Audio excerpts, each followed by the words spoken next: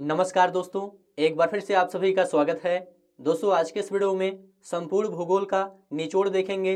भूगोल से संबंधित टॉप 101 अति महत्वपूर्ण प्रश्नों को देखेंगे।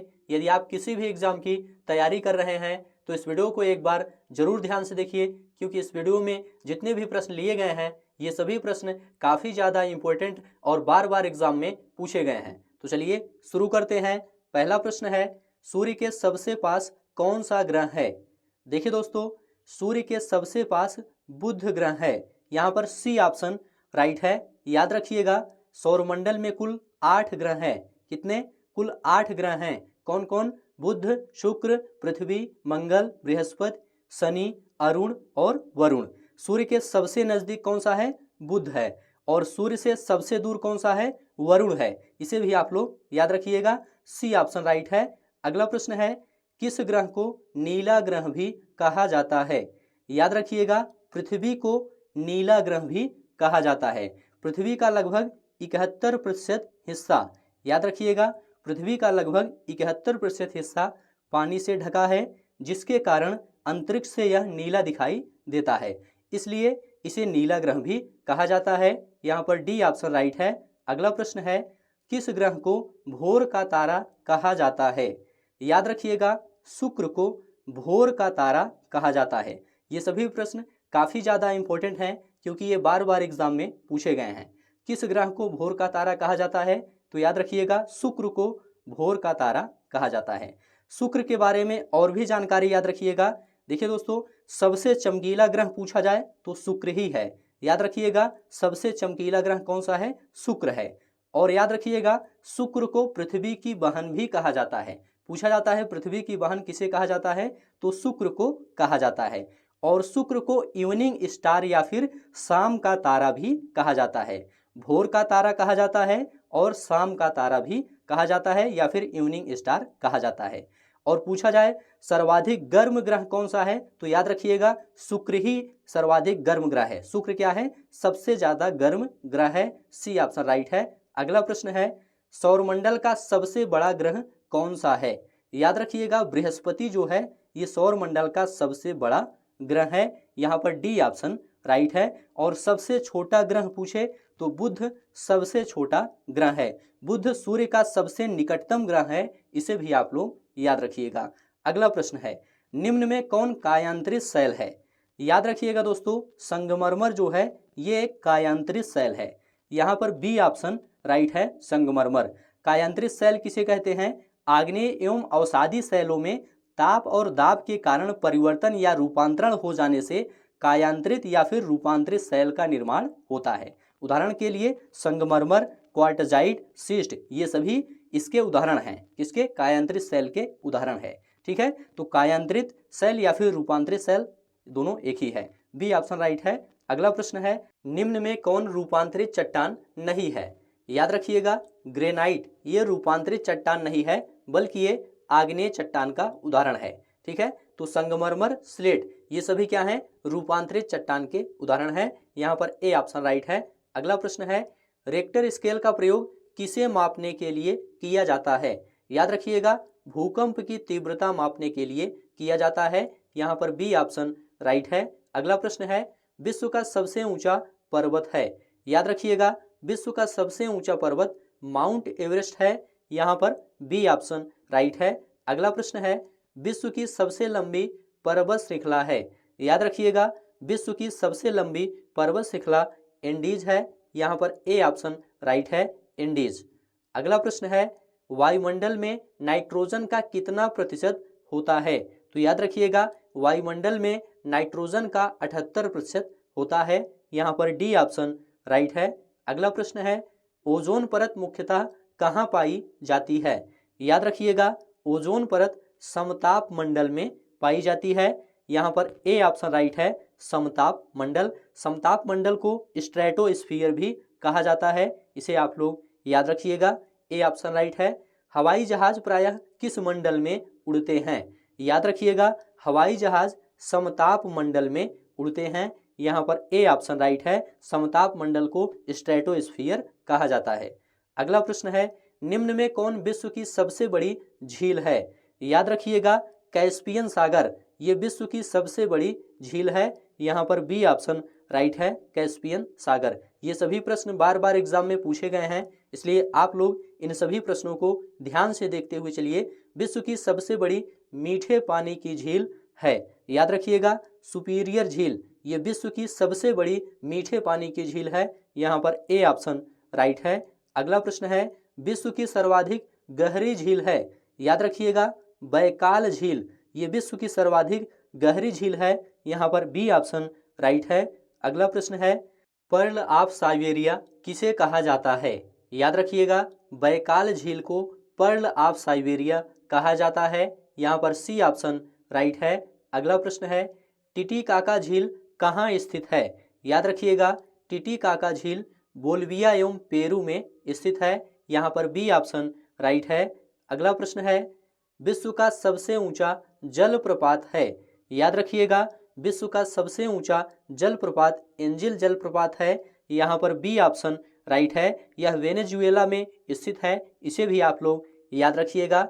अगला प्रश्न है, स्वेज नहर जोड़ती है? देखिए दोस्तों, स्वेज नहर भूमध्य सागर को लाल सागर से जोड़ती है। किसे? भूमध्य सागर को लाल सागर से जोड़ती है, इसलिए सी ऑप्शन राइट है। अगला प्रश्न है, विश्व में सबसे बड़ा महाद्वीप है? याद रखिएगा, विश्व में सबसे बड़ा महाद्वीप एशिया महाद्वीप है। यहाँ पर ए ऑप्शन राइट है। अगला प्रश्न है, कॉन्टिनेंट ऑफ कंट्रास्ट किसे कहते हैं? याद रखिएगा, अफ्रीका महाद्वीप को कॉन्टिनेंट ऑफ कंट्रास्ट कहते हैं। यहाँ पर बी ऑप्शन राइट है। अगला प्रश्न है, विश्व का सबसे बड़ा मरुस्थल है? याद रखिएगा, सहारा मरुस्थल ये विश्व का सबसे बड़ा मरुस्थल है। यहाँ पर ए ऑप्शन राइट है। अगला प्रश्न है, गोबी मरुस्थल किस देश में स्थित है? याद रखिएगा, गोबी मरुस्थल मंगोलिया में स्थित है। यहाँ पर बी ऑप्शन राइट है। अगला प्रश्न है, सहारा मरुस्थल किस महाद्वीप में स्थित है? देखिए दोस्तों, सहारा मरुस्थल ये अफ्रीका महाद्वीप में स्थित है। यहाँ पर डी ऑप्शन राइट है। अगला प्रश्न है, अटाकामा मरुस्थल किस देश में है? तो याद रखिएगा, अटाकामा मरुस्थल ये चिली देश में है। यहाँ पर बी ऑप्शन राइट है। अगला प्रश्न है, विश्व का सबसे बड़ा महासागर है? याद रखिएगा, प्रशांत महासागर ये विश्व का सबसे बड़ा महासागर है। यहाँ पर बी ऑप्शन राइट है। सभी प्रश्न ध्यान से देखते हुए चलिए। विश्व का सबसे छोटा महासागर है? याद रखिएगा, विश्व का सबसे छोटा महासागर आर्कटिक महासागर है। यहाँ पर बी ऑप्शन राइट है। अगला प्रश्न है, सारगैसो सागर अवस्थित है? याद रखिएगा, उत्तरी अटलांटिक महासागर में सारगैसो सागर अवस्थित है। यहाँ पर ए ऑप्शन राइट है। अगला प्रश्न है, ग्रेट बैरियर रीफ कहाँ पर स्थित है? याद रखिएगा, प्रशांत महासागर में ग्रेट बैरियर रीफ स्थित है। यहाँ पर सी ऑप्शन राइट है। अगला प्रश्न है, एशिया तथा उत्तरी अमेरिका किसके द्वारा पृथक होते हैं? याद रखिएगा, एशिया तथा उत्तरी अमेरिका बेरिंग जल डमरू मध्य के द्वारा पृथक होते हैं। यहाँ पर ए ऑप्शन राइट है। अगला प्रश्न है, वेनेजुएला धारा है? याद रखिएगा, वेनेजुएला धारा ठंडी महासागरीय धारा है। यहाँ पर ए ऑप्शन राइट है। अगला प्रश्न है, रेनेल जलधारा किस महासागर की जलधारा है? याद रखिएगा, रेनेल जलधारा ये अटलांटिक महासागर की जलधारा है। यहाँ पर सी ऑप्शन राइट है। अगला प्रश्न है, निम्न में कौन शीत समुद्री धारा है? याद रखिएगा, हम्बोल्ट धारा ये शीत समुद्री धारा है। यहाँ पर ए ऑप्शन राइट है। अगला प्रश्न है, विश्व का सबसे गहरा महासागरीय गर्त है? याद रखिएगा, विश्व का सबसे गहरा महासागरीय गर्त मेरियाना गर्त है। यहाँ पर ए ऑप्शन राइट है। अगला प्रश्न है, यूरोप की सबसे लंबी नदी है? देखिए दोस्तों, यूरोप की सबसे लंबी नदी वोल्गा नदी है। यहाँ पर ए ऑप्शन राइट है। वोल्गा नदी मॉस्को के उत्तर पश्चिम में वल्दाई पहाड़ों से निकलती है और कैस्पियन सागर में गिरती है।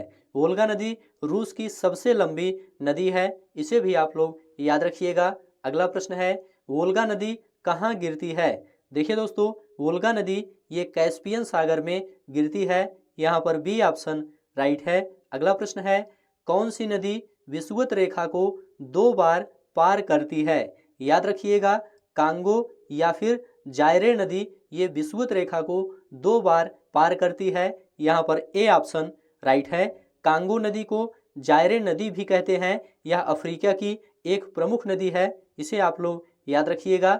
अगला प्रश्न है, कौन सी नदी मकर रेखा से 2 बार गुजरती है? याद रखिएगा, लिम्पोपो नदी ये मकर रेखा से 2 बार गुजरती है। यहाँ पर ए ऑप्शन राइट है। लिम्पोपो नदी बोत्सवाना और दक्षिण अफ्रीका की सीमा के पास से निकलती है और हिंद महासागर में जाकर समाप्त होती है। इसे भी आप लोग याद रखिएगा। किस नदी को यूरोपीय व्यापार की जीवन रेखा कहा जाता है? याद रखिएगा, राइन नदी को यूरोपीय व्यापार की जीवन रेखा कहा जाता है। यहाँ पर सी ऑप्शन राइट है। अगला प्रश्न है, किस नदी को चीन का शोक कहा जाता है? याद रखिएगा, ह्वांगहो नदी को चीन का शोक कहा जाता है। यहाँ पर सी ऑप्शन राइट है। अगला प्रश्न है, विश्व की सबसे चौड़ी नदी है? याद रखिएगा, अमेजन नदी ये विश्व की सबसे चौड़ी नदी है। यहाँ पर ए ऑप्शन राइट है। विश्व की सबसे लंबी नदी है? याद रखिएगा, नील नदी ये विश्व की सबसे लंबी नदी है। अगला प्रश्न है, लंदन किस नदी के किनारे स्थित है? याद रखिएगा, लंदन थेम्स नदी के किनारे स्थित है। यहाँ पर ए ऑप्शन राइट है। अगला प्रश्न है, पेरिस शहर किस नदी के तट पर स्थित है? याद रखिएगा, पेरिस शहर सीन नदी के तट पर स्थित है। यहाँ पर बी ऑप्शन राइट है। अगला प्रश्न है, वायु में आपेक्षिक आर्द्रता किसके द्वारा मापा जाता है? याद रखिएगा, वायु में आपेक्षिक आर्द्रता हाइग्रोमीटर द्वारा मापा जाता है। यहाँ पर ए ऑप्शन राइट है। सिस्मोग्राफ क्या रिकॉर्ड करता है? याद रखिएगा, सिस्मोग्राफ भूकंप की तीव्रता रिकॉर्ड करता है। यहाँ पर बी ऑप्शन राइट है। अगला प्रश्न है, कौन सा जंगल पृथ्वी ग्रह के फेफड़ों के रूप में जाना जाता है? याद रखिएगा, अमेजन वर्षा वन ये पृथ्वी ग्रह के फेफड़ों के रूप में जाना जाता है। यहाँ पर ए ऑप्शन राइट है। अगला प्रश्न है, सर्वाधिक जैव विविधता कहाँ पाई जाती है? याद रखिएगा, सर्वाधिक जैव विविधता ये उष्णकटिबंधीय वर्षा वन में पाई जाती है। यहाँ पर सी ऑप्शन राइट है। अगला प्रश्न है, ऑस्ट्रेलिया के घास स्थल को क्या कहा जाता है? याद रखिएगा, ऑस्ट्रेलिया के घास स्थल को डाउन्स कहा जाता है। यहाँ पर सी ऑप्शन राइट है। अगला प्रश्न है, दक्षिण अमेरिका के शीतोष्ण घास स्थलों को क्या कहते हैं? याद रखिएगा, दक्षिण अमेरिका के शीतोष्ण घास स्थलों को पंपास कहते हैं। यहाँ पर ए ऑप्शन राइट है। अगला प्रश्न है, उत्तरी अमेरिका के शीतोष्ण घास स्थल को कहा जाता है? याद रखिएगा, उत्तरी अमेरिका के शीतोष्ण घास स्थल को प्रेयरी कहा जाता है। यहाँ पर डी ऑप्शन राइट है। अगला प्रश्न है, किस देश में पंपास घास के मैदान स्थित है? याद रखिएगा, अर्जेंटीना में पंपास घास के मैदान स्थित है। यहाँ पर बी ऑप्शन राइट है। विश्व में हरित क्रांति के जनक हैं? याद रखिएगा, नॉर्मन ई बोरलाग ये विश्व में हरित क्रांति के जनक हैं। यहाँ पर बी ऑप्शन राइट है। झूम खेती को क्या कहते हैं? याद रखिएगा, झूम खेती को स्थानांतरित खेती कहा जाता है। यहाँ पर डी ऑप्शन राइट है। ये सभी प्रश्न काफ़ी ज़्यादा इम्पोर्टेंट हैं। आप लोग इन सभी प्रश्नों को ध्यान से देखते हुए चलिए। सोपान कृषि कहाँ की जाती है? याद रखिएगा, पहाड़ों के ढलानों पर सोपान कृषि की जाती है। यहाँ पर सी ऑप्शन राइट है। संसार में तांबे का अग्रणी उत्पादक है? याद रखिएगा, चिली ये संसार में तांबे का अग्रणी उत्पादक है। यहाँ पर बी ऑप्शन राइट है। विश्व में चिली तांबे का सबसे बड़ा उत्पादक देश है। इसे आप लोग याद रखिएगा। ऑस्ट्रेलिया में स्थित कालगुरली किसके लिए प्रसिद्ध है? याद रखिएगा, स्वर्ण उत्पादन के लिए प्रसिद्ध है। यहाँ पर ए ऑप्शन राइट है। अगला प्रश्न है, विश्व में चांदी का सबसे बड़ा उत्पादक है? याद रखिएगा, मैक्सिको ये चांदी का सबसे बड़ा उत्पादक है। यहाँ पर डी ऑप्शन राइट है। अगला प्रश्न है, कौन सा देश हीरा का सबसे बड़ा उत्पादक है? याद रखिएगा, रूस हीरा का सबसे बड़ा उत्पादक है। यहाँ पर बी ऑप्शन राइट है। बाकू किस लिए प्रसिद्ध है? याद रखिएगा, खनिज तेल के लिए प्रसिद्ध है। बाकू खनिज तेल के लिए प्रसिद्ध है। बी ऑप्शन राइट है। बाकू अजरबैजान की राजधानी है, इसे भी आप लोग याद रखिएगा। विश्व में कोयला का सबसे बड़ा उत्पादक देश है, याद रखिएगा, चीन कोयले का सबसे बड़ा उत्पादक देश है। यहाँ पर बी ऑप्शन राइट है। अगला प्रश्न है, विश्व का सबसे व्यस्त समुद्री रास्ता कौन सा है? याद रखिएगा, उत्तरी अटलांटिक महासागर ये विश्व का सबसे व्यस्त समुद्री रास्ता है। यहाँ पर ए ऑप्शन राइट है। अगला प्रश्न है, संसार की सबसे बड़ी पोतवाहक नहर है? याद रखिएगा, स्वेज नहर ये संसार की सबसे बड़ी पोतवाहक नहर है। यहाँ पर बी ऑप्शन राइट है। अगला प्रश्न है, सर्वाधिक नगरीकृत महाद्वीप है? याद रखिएगा, यूरोप ये सर्वाधिक नगरीकृत महाद्वीप है। यहाँ पर सी ऑप्शन राइट है। पिग्मी कहाँ के निवासी हैं? याद रखिएगा, पिग्मी ये अफ्रीका के निवासी हैं। यहाँ पर सी ऑप्शन राइट है। देखिए दोस्तों, पिग्मी ऐसे मानव जातीय समूह को कहते हैं जिसके सदस्यों का औसत कद असाधारण रूप से कम होता है। यह नाम दोस्तों अक्सर मध्य अफ्रीका में बसने वाली छोटे कद की जातियों को दिया जाता है। यहाँ पर सी ऑप्शन राइट है। अगला प्रश्न है, मसाई किस देश की जनजाति है? याद रखिएगा, मसाई ये तंजानिया की जनजाति है। यहाँ पर बी ऑप्शन राइट है। अगला प्रश्न है, किसे sugar bowl of the world के रूप में जाना जाता है? याद रखिएगा, क्यूबा को sugar bowl of the world के रूप में जाना जाता है। यहाँ पर बी ऑप्शन राइट है। अगला प्रश्न है, किसे झीलों की वाटिका कहा जाता है? याद रखिएगा, फिनलैंड को झीलों की वाटिका कहा जाता है। यहाँ पर बी ऑप्शन राइट है। किस देश को ड्रकयुल के नाम से जाना जाता है? याद रखिएगा, भूटान को ड्रकयुल के नाम से जाना जाता है। यहाँ पर बी ऑप्शन राइट है। अगला प्रश्न है, किसे दक्षिण भारत का मैनचेस्टर कहा जाता है? याद रखिएगा, कोयम्बटूर को दक्षिण भारत का मैनचेस्टर कहा जाता है। यहाँ पर बी ऑप्शन राइट है। भारत की सिलिकॉन वैली किसे कहा जाता है? याद रखिएगा, बेंगलुरु को भारत की सिलिकॉन वैली कहा जाता है। अगला प्रश्न है, इंडियन स्टैंडर्ड टाइम और ग्रीनविच मीन टाइम में कितना अंतर है? याद रखिएगा, 5 घंटे 30 मिनट का अंतर है।